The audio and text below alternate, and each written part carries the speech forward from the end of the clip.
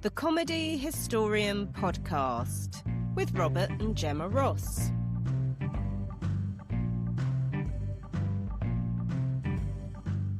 Welcome to GigglePod, a new series where we explore your favourite comedy films, TV shows, and comedians.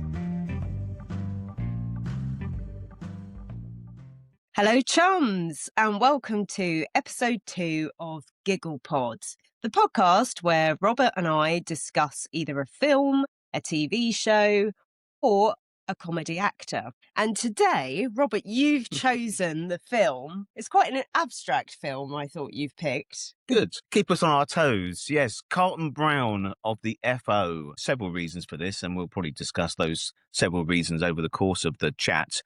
But primarily, as Gemma said, we pick a certain topic each week. Carlton-Browne of the FO, which stars Terry Thomas and Peter Sellers, has just been released on spanking brand new Blu-ray, both if you're listening in America on Kina Lorber label, and at home in Britain, it's on the Studio Canal label. So it's a lovely new Blu-ray to add to your comedy collection. And I believe it's also streaming on the Studio Canal channel, which you can, I think there's something like over 7,000 films or 70,000 films. There's a lot of films there to That's pick. Another 7,000 podcasts right there to do. Look at that. So, yeah. And you got a soft spot for Carlton-Browne of the FO, haven't you? It's an interesting film. I wouldn't have no. picked this one. Why did you pick it, Robert? Well, I mean, I've always loved it. It's one of those brilliant Boltings brothers films. So Peter Sellers particularly, I think, really owed his comedy film career to Roy and John Bolting.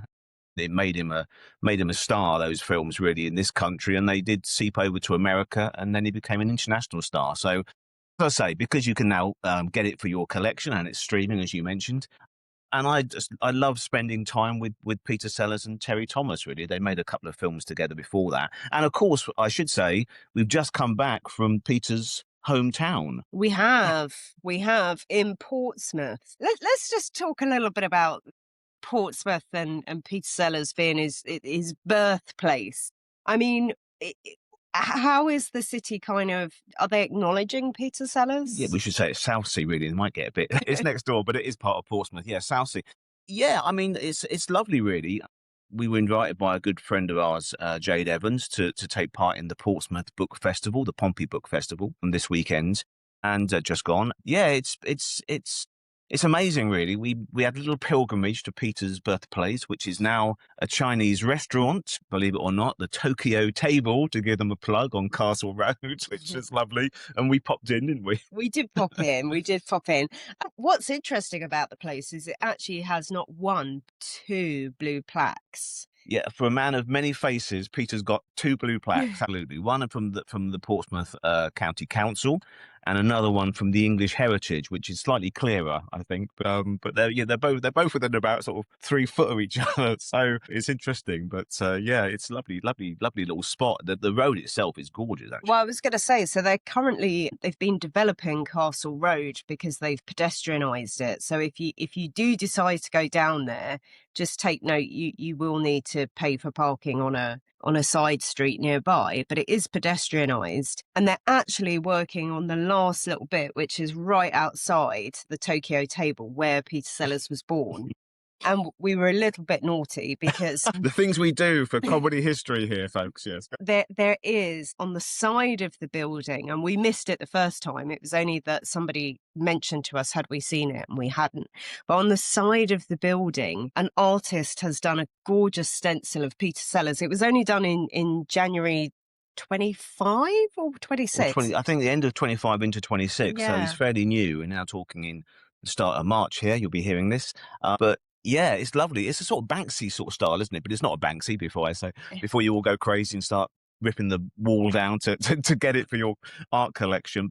It's almost a full-size Peter, isn't it? And yeah. You've got a little snap by him, but it's lovely, really. It illegally crossed over the barricade, which was quite funny, actually, because when you stand opposite, there's all this, I don't know, like not barbed sort wire, of railing, isn't it? Fencing Yes. up.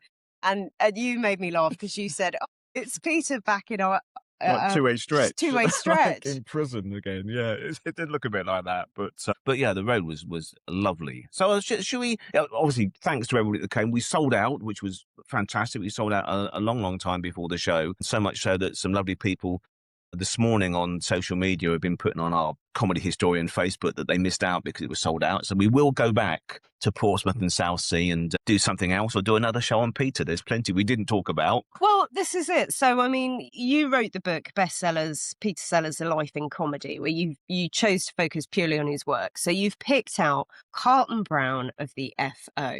Of all his work, why are we kickstarting with this one? I think we will come back to Peter's long comedy career Yeah. several times.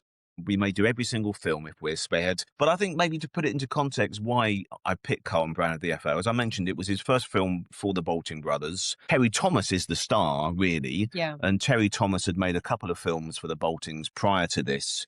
And he was sort of finding his feet as a performer, Terry Thomas, really, because in those early films, you know, this is getting close to the sort of the TT we know and love in a way. But he played a couple of characters. One was a sort of bumbling country policeman in a film called Happy as the Bride. And then he'd done a sort of quite a Peter Sellers-y performance, really, a sort of spiv, you know, criminal that's being represented by Ian Carmichael in Brothers-in-Law, the courthouse comedy satire. So Terry Thomas had known the Bolting brothers before. He'd also worked with Peter Sellers before. They just shot a film called Tom Thumb, lowercasing t, Tom Thumb, for George Powell, where they play a couple of sort of cartoon-styled villains in that. Peter's Terry's sort of sidekick. And they'd also made The Naked Truth, which I know you love as well, the Mario Zampi, very jet black comedy about blackmailing with the brilliant, as always, Dennis Price as the beastly Mr. Dennis, who was blackmailing them all. So it's sort of coming of age for Peter, really, I think, Carlton-Browne of the FO. It's an intriguing film. So we're talking about Terry Thomas, the TT. He's quite different in this film. I feel this is quite early in his career when he's doing this. He's not the Terry Thomas we know and love as the Cad and the, you know, I say Absolute shower. absolute shower. Yeah. He's quite and he looks really young because to me Terry Thomas is almost ageless. He's a bit like John LeMazurio, who we'll talk about in a minute. But they sort of never seem to age, these people. Yeah. He looks really young. It's interesting. He played stuff. I mean, he'd been in Progress for the Boltings, playing that sort of slightly dodgy military character, slightly corruptible and slightly sort of silly. But he's more of a silly ass in this, I suppose, isn't he? But I mean, he was finding his feet. I mean, he's a big film star at the time. He'd done, as I mentioned before, The Naked Truth, and he'd done one of the Centrinians films, Blue Murder at Centrinians. So he was becoming a big star, bigger than Peter Sellers in the cinema at this time, actually. How did Peter feel about that, do you think, at the time? I think he was quite happy to be close to somebody as famous as TT because they were good mates. Yeah, I think you keep your enemies close, don't you? You keep your rivals close because he was horrendously ambitious, Peter, and that shows in a lot of his films. Yeah, and they were very different performers, Peter and TT, but they worked together so beautifully. There's a real chemistry there, although they are very, very different. And Peter, was still doing radio. He's still doing the Goon Show at this time. So he was a man of many voices. So when there's this oily, really unpleasant character, this oily sort of prime minister of Galadia, this sort of very timely, issues we're now, if you can bear to put on the news to watch the state of the world at the moment, fighting over little territories in America and England, and everybody's sort of throwing and Russia throwing their hat in the ring. That's the great thing about the Bolting brothers and their satire. It never seems to age, in a sad way. Yeah, I think that was what was so interesting about the films they created. There was a satire to them. There's a political message. I mean, this film came, if I'm right in thinking, in the late 50s. Yeah, released in the spring of 59. Yeah. So I guess we're going through that kind of post-war trauma and recovery from the trauma of the Second World War. Absolutely, yeah. And that's why there must have still been some kind of angst in around. Yeah, absolutely. I mean, Peter and a lot of those guys had done their bit for King and Country, so they were still sort of, not quite traumatized like Spike Mulligan was, but Peter certainly held that that sort of experience close to his heart for the rest of his life, really, you know, having served in the Royal Air Force and all that. And I mean, and that sort of madness of the ministry, you know, at the time there was a radio show called The Men from the Ministry, which is very much this sort of thing. And even now, the Brits are still, you know, it's all sort of paperwork and, you know, Yeah, bureaucracy and all that. And as I say, it's sort of we still to this day, you know, 60 odd years later, still just muddle through, don't we? Somehow but get there in the end. we get there in the get end. there in the end. And we play the game with a straight bat and all that. Yeah. And that's that's TT in this film, really. As you say, he's not that cad that he had been and would brilliantly become later on in films like, I don't know, School for Scoundrels and those sort of films where he's absolutely, you know, outrageous and, you know, what a shower, an absolute shower and all that business. But he's quite a sweet sort of, he's a silly ass, isn't he, really? He of the two, I think Terry Thomas is more endearing because he has this role, doesn't he, where he's basically doesn't do anything, you know, and suddenly this whole situation blows up and he's thrown to the center of taking charge. It's basically this territory that was part of the United Kingdom and has been forgotten about by everybody at home. And we've got our representation in this very tiny, you know, non-important supposedly, but it does become important. Watch the film geographically and sort of in terms of the nuclear race, I suppose. But we've got dear old Miles Malleson as our with the guy, you know, with his gouty leg and all that, and still keeping the British end up there, you know, 60 years after they've been given their independence. And they've almost forgotten this guy. They're paying him a salary. And there's a beautiful scene. I think it's Terry Thomas goes to the, it's like a vault and everything's just crumbling about this territory. It's just, it's mouse nibbled and dusty and all that. Yeah, but it's really funny. I mean, it's a lovely sort of satire, as you say, on stuff that never changes, really. And then into the mix of that is Peter Sellers doing a really, you know, comedy character. It's one of his silly voices, isn't it? Yeah. It's almost like straight out of the Goon Show, really. And then, of course, the other person that pops up, as I mentioned before, is John Le Mesurier, who, again, a bit like Terry Thomas, is not playing the bumbling Wilson that we know and love. He's absolutely fabulous in this film, isn't he? I mean, he's an absolute swine. What I love about revisiting these old films that I think to some extent do tend to get forgotten. I know you wrote Forgotten Heroes a comedy, but you should probably write a book about forgotten films a comedy. It's on the list, Gemma. Yeah. But what's so interesting about him is, and I suppose this is a little bit true of the time, they got typecast, I feel, in certain roles. Even Terry Thomas, he became typecast, but he was quite happy to do that. John, in this film, is absolutely incredible as an actor. He's quite nasty. He's quite dark. Yeah. Manipulative, isn't he? I mean, you know, his niece is played by Luciana Pulitzer, who went on to be a Bond girl in Thunderball and all that sort of thing. But she's absolutely gorgeous, and and her and Ian Bannon, who's again watch the film, but he becomes a sort of the rightful heir to this territory.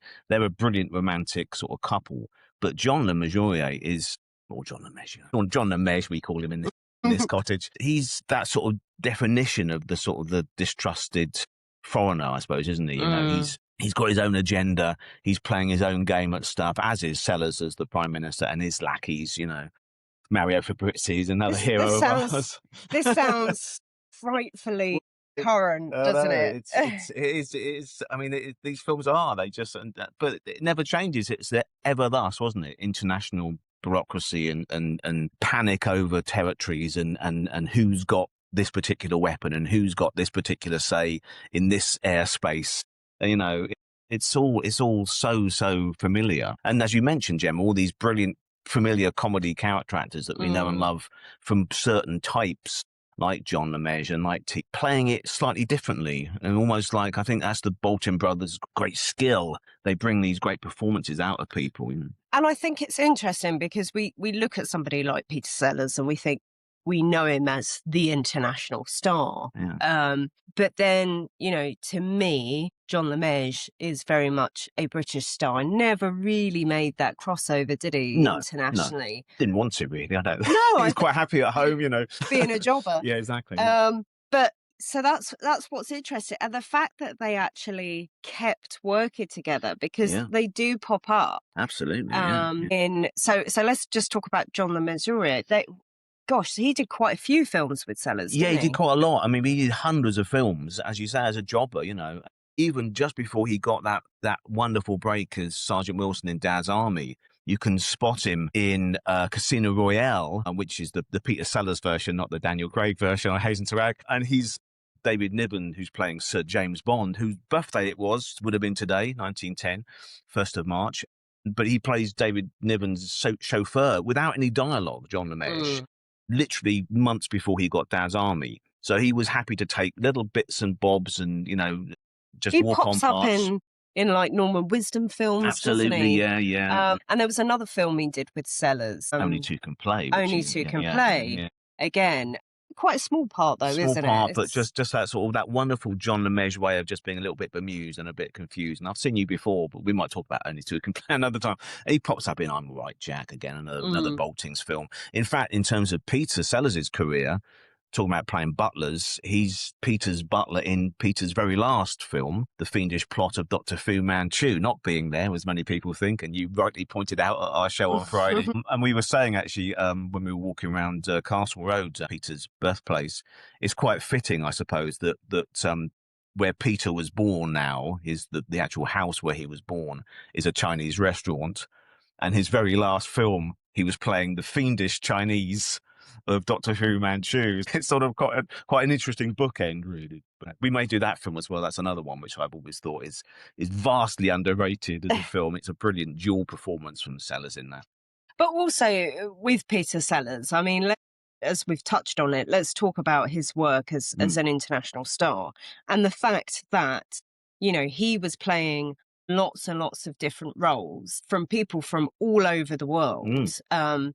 My favourite Peter Sellers film is The Party, which we could do a whole show in itself on. But I'm sure we will. Yeah, absolutely. Yeah, but I mean, there was a time in the mid '60s he was such a massively popular international star that if he played an English character, that was quite a rarity. I mean, Casino Royale we mentioned is one of the rarities. He plays it dead straight, and his performance in that. But he's German in What's New Pussycat, and he's Italian in After the Fox. He's Spanish in The Bobo. He's Indian, as you say, in The Party. And later on he's another Chinaman in Murder by Death. It's all this. He's an international star that plays international people brilliantly, and there was no comedy actor in the mid to late '60s big enough and more famous enough and internationally respected than Peter Sellers to get those films green-lit. He was the one that could represent the world in comedy, which I think he was quite well, justifiably proud of, really. And funnily enough, in Carlton-Browne of the FO, he's playing this oily, potentate character, but you grudgingly like him still because it's Sellers. The only reason you like that character is because it's Peter Sellers, I would say.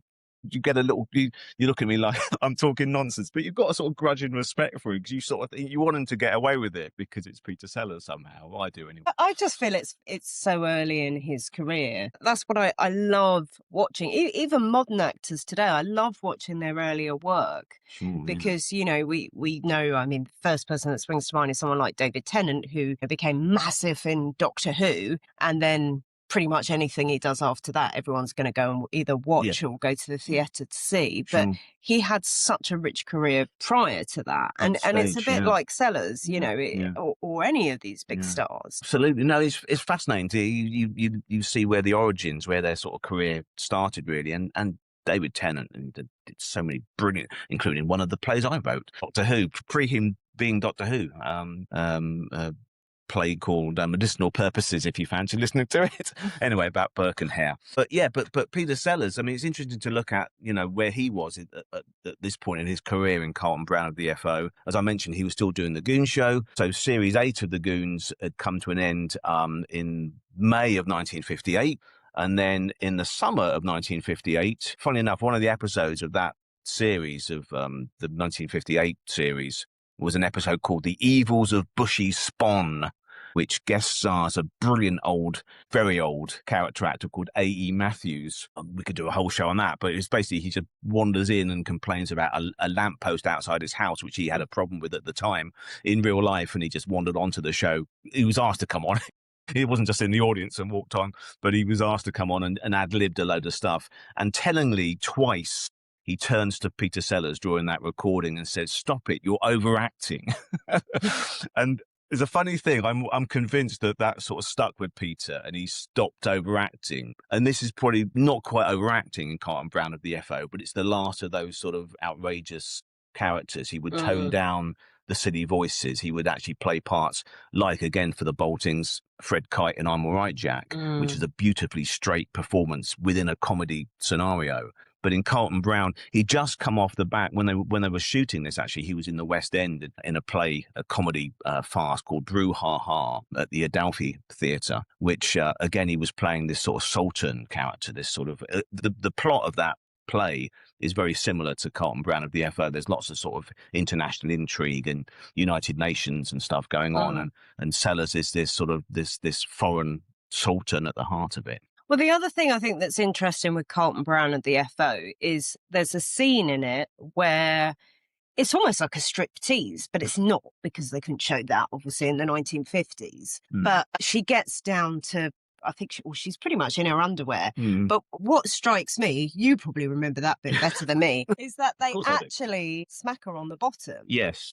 Which, even for me today, I found I was a bit, I balked at it a little bit. Yeah. So who's the actress then? Well, yeah, I know the scene you mean very well. Sorry about that. Catherine Keaton, actress and dancer, Katie Keaton, and it's TT that smacks her on the bottom, and it's sort of, I say, it's like by Jove, isn't it? One of those. It's a TTism that comes out when he's done it. Yeah. Catherine Keaton, actually, she knew exactly what she was doing, because in 1965, she went into publishing and became a very respected writer and novelist, actually. But in the mid-60s, she co-founded Penthouse. she went into that very, very naked business. Yeah, I know what you mean, but you don't forget, times was shifting in terms of British comedy. As I mentioned, T had done a St. Trinian's film, so there were lots of sort of young actresses wearing gym slips and that sort of thing. But it's quite, I mean, if we take it for the late 50s, that would have been quite risque to show on screen. We hadn't, everyone thinks once we hit the 60s, but the swinging 60s didn't happen till much later. No, quite, yes. Between the first Beatles LP and the Philip Larkin and Lady Chatterley's Lover, 63, they will say, was when the 60s started. Yeah, but I think also at that time, it was almost a get out of jail card by having her as a foreign character. It wasn't a British girl doing that. She was British, but she wasn't playing a British character. So it's almost like it's other. It's almost like a nature film in a way, that it's like a foreign sort of glamour girl can get away with more than an English girl in that sort of scenario. And Peter Sellers is beautifully just getting drunk on the local plonk. What's the line he says? Not a drop is drunk until it's 3 weeks old. It's brilliant. But TT's the one that's thinking, oh my God, I say, this is a bit all right. You don't get this at the embassy in London. Or exactly, yeah. The boat race or something anywhere, But anyway. Ascot, exactly. And I suppose that's what it's showing, the internationalism, and this idea that despite going through a war, people are suddenly opening up and travelling a little bit through their work. Yeah, absolutely. We're not quite package holiday yet in the 70s, but the fact these men had served in the war and probably been abroad, they're still being shot and seen a bit of life in Italy or whatever. Yeah, absolutely. That's a very good point. Yeah, I mean, I think that generation, the great generation, the brave generation, certainly had their eyes open internationally. Thought, I say, quite literally. Right. Well, I'm going to ask you then, Robert, before we wrap up on this brief talk about. I'm just getting going. But yes, we've got previews for you to go out and buy this on sparkling Blu-ray. But yeah. So we've got Carlton-Browne of the FO. What if you were to do a double bill of Peter Sellers films? What would you suggest people watch? Carlton-Browne, what would they follow it up with to sort of see a contrast in Peter's character? That's a really good question. Yes, something sort of in the similar ilk but different performance from Peter. You mean? Perhaps. Okay, well, I think a nice. You're going to be surprised at my answer, I think, but it's interesting. I always put Peter Sellers down, and it's in the book, if you please, when you buy the Blu-ray for Carlton-Browne of the FO, be it the US Kino Lorber or the UK Studio Canal. Do buy bestsellers. Peter Sellers, A Life in Comedy, to go with it, because there's much more about all his career in that, particularly, not particularly, but including Carlton-Browne of the FO. I think, and I say in the book, that Peter Sellers really was the Cold War comedian. It's quite an interesting career around this time in the late 50s, early 60s.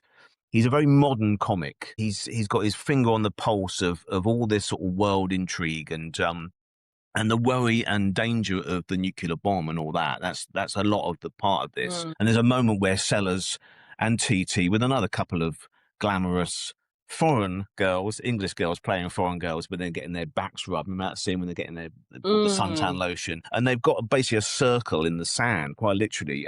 And Sellers quite literally draws a line in the sand about how they're going to split up this territory between, him and England, basically.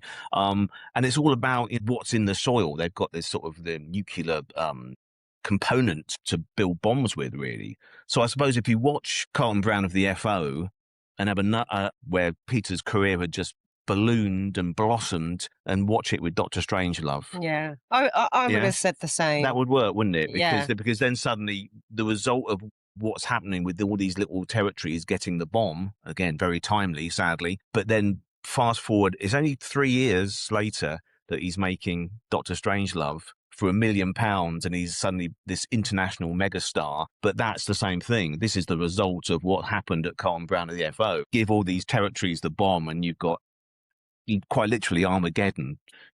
To keep yourself cheerful in these worrying times, watch Peter Sellers in Carlton-Browne of the FO and then Dr. Strangelove. There you go. And Robert's book, Bestsellers, Peter Sellers, A Life in Comedy, is available in all good bookshops, or you can go direct to the publisher's website, which is Great Northern Books. I think that's gnbooks.co.uk, and you can pick yourself up a copy.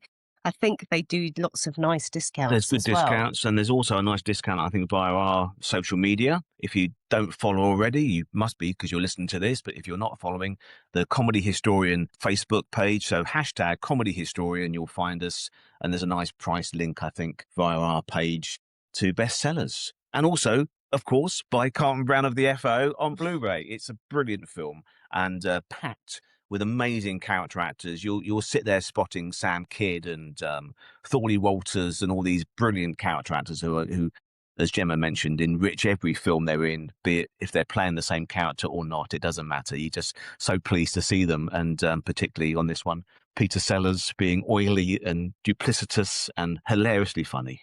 And also, Robert, we're trying to do these every week. For as long as we can. You're trying to stop me. Yes, absolutely. There's so much to go through. I mean, we're literally going through the Comedy Cottage archive and picking out things. I've got 2 in mind.